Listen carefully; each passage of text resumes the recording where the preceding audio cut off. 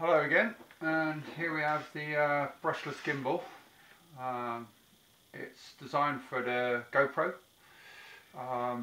There's a GoPro just strapped to it. I don't know if you can see it from there, but it just straps on nice and solid. It's got complete 360 rotation. Obviously you won't be able to do that once you've got the wiring and the axis sensor underneath, because obviously the wire will get trapped, but you're going to have plenty of movement to swing around. Then you've got the other motor on the back of it, so it can completely gimbal that way as well. As you've noticed, I've got the gimbal directly in the center of the lens of the GoPro. The cables at the moment just come back. I'll have to sort them out afterwards. But basically, that's the gimbal.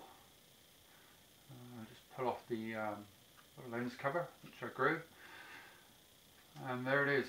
Here it is, a little closer, so you can actually see what it's like. As you can see there, the strap, you've got the machining at the bottom, and the strap goes around it, so the whole thing can rotate around quite nicely. And that's the back view.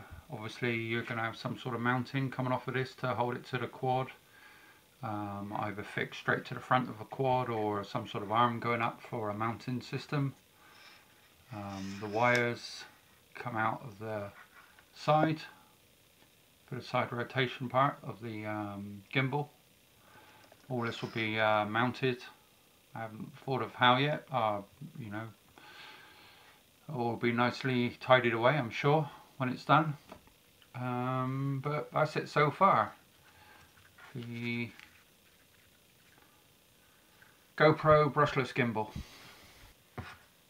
And here's the gimbal without the GoPro on board, so you can actually see the shape of it.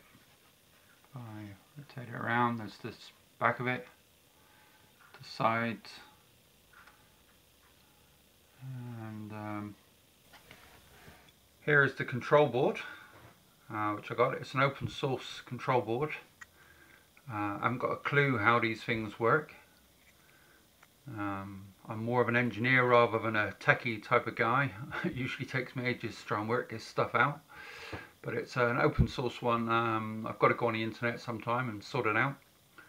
So that's, I'm guessing the gyros are on here and the board, and from what I've seen on the internet, with this small one goes onto the spinning axis, the axis with the camera on, so that can measure the angle and send the information back to the other board, I'm guessing. Now the sensor, I'm probably going to unsolder the pins if I do use this one, and solder the wires directly.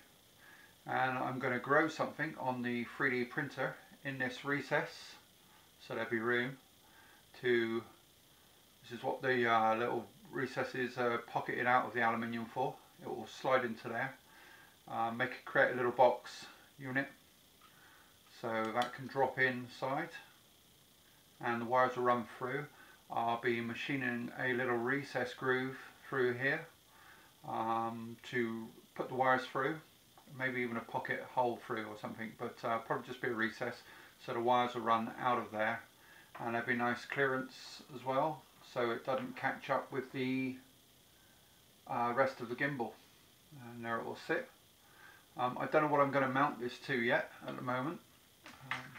I don't know whether to use the design quad that I've already got, the Gecko, and put it right on the end of the Gecko so the arms come out either side, or whether to cradle it underneath, which is the most popular way I think people are doing it at the moment, between some extra landing gear. But if I put it on the end of the Gecko type quad, I'll redesign the quad so the arms, the motors are in line with the GoPro either side, so we can balance the weight. Nice battery on the back of it, and that should be pretty good, and you won't get no legs or anything in the way. It also keeps the quad, a nice stealthy quad, as it comes back. It's all in line, nice and thin still, so you can go through gaps if you want to, without big large landing gear bolted to the quad. So there it is, the new brushless alley gimbal for the GoPro. Thanks for watching.